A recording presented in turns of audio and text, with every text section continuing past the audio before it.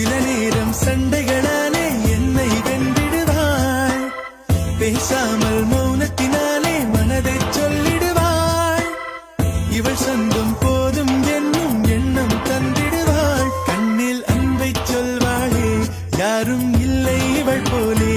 துன்பம் என்னை தீண்டாமல் தாயாய் காப்பாள்.